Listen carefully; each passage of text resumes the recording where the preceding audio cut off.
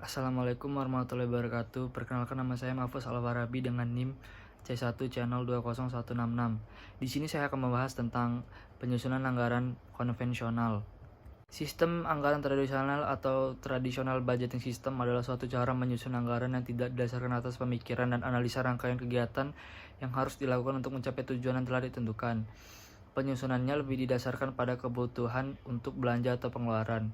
Dalam sistem ini, perhatian lebih banyak ditekankan pada pertanggungjawaban pelaksanaan anggaran secara akuntansi yang meliputi pelaksanaan anggaran, pengawasan anggaran, dan penyusunan pembukuannya.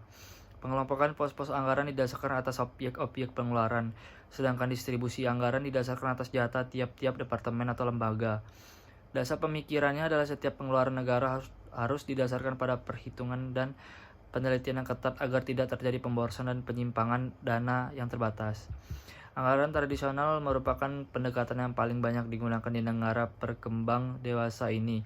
Terdapat dua ciri utama dalam pendekatan ini, yaitu cara penyusunan anggaran yang didasarkan atas pendekatan inkrementalis, kemudian B, struktur dan susunan anggaran yang bersifat line item. Kemudian ada karakteristik anggaran konvensional. Yang pertama ada sentralistis, kemudian ada berorientasi pada input, kemudian tidak terkait dengan perencanaan jangka panjang, kemudian line item dan inkrementalis, kemudian ada bahasa departemen yang kaku, kemudian ada menggunakan aturan klasik, vote accounting, prinsip anggaran bruto dan bersifat tahunan. Kemudian ada ciri-ciri anggaran konvensional.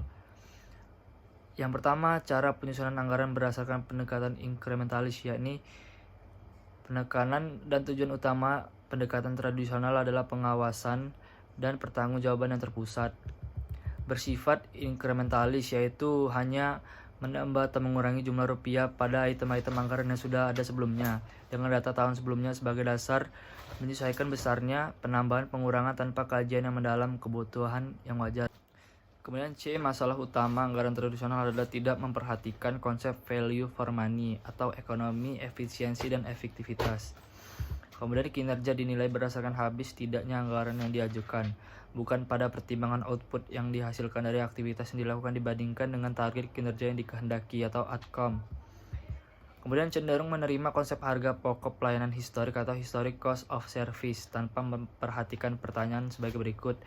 Apakah pelayanan tertentu yang dibiayai dengan pengeluaran pemerintah masih dibutuhkan atau masih menjadi prioritas? Kemudian apakah pelayanan diberikan secara ekonomis dan efisien? Kemudian akibat konsep historic cost of service adalah suatu item, program, atau kegiatan muncul lagi dalam anggaran tahun berikut meski sudah tak dibutuhkan. Perubahan menyangkut jumlah rupiah yang disesuaikan dengan tingkat inflasi, jumlah penduduk, dan penyesuaian lainnya. Yang kedua ada struktur dan susunan anggaran bersifat line item, yakni struktur anggaran bersifat line item didasarkan atas sifat natur dari pemerintah dan pengeluaran. Tak memungkinkan untuk menghilangkan item-item penerimaan atau pengeluaran yang sebenarnya sudah tidak relevan lagi. Penilaian kinerja tidak akurat karena tolak ukur yang digunakan hanya pada ketatan dalam menggunakan dana yang diusulkan. Yang keempat bersifat spesifikasi. Yang kelima tahunan.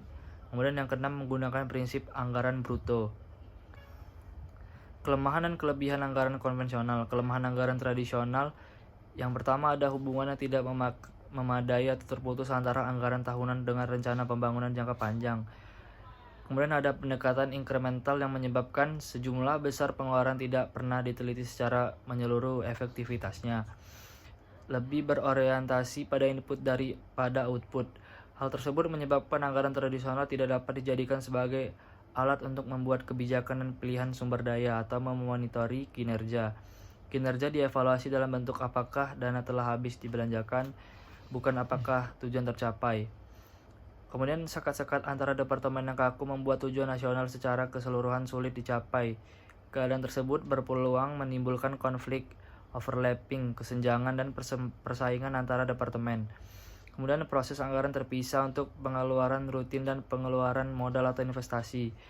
Kemudian anggaran tradisional bersifat tahunan. Anggaran tahunan tersebut sebenarnya terlalu pendek, terutama untuk proyek modal, dan hal tersebut dapat mendorong praktik-praktik yang tidak diinginkan atau biasa korupsi dan kolusi. Keunggulan anggaran tradisional ini Penyusunannya relatif mudah sehingga dapat membantu mengatasi rumitnya proses penyusunan anggaran. Tidak memerlukan pengetahuan yang terlalu tinggi untuk memahami program-program kegiatan baru, karena banyak dari kegiatan-kegiatan tersebut merupakan lanjutan dari kegiatan tahun-tahun sebelumnya. Serta dengan menggunakan cara penyusunan ini, maka wilayah perselisihan menjadi sempit, dapat mengurangi kemungkinan terjadinya konflik antar unit-unit yang berkepentingan terhadap anggaran. Sekian presentasi dari saya. Wassalamualaikum warahmatullahi wabarakatuh.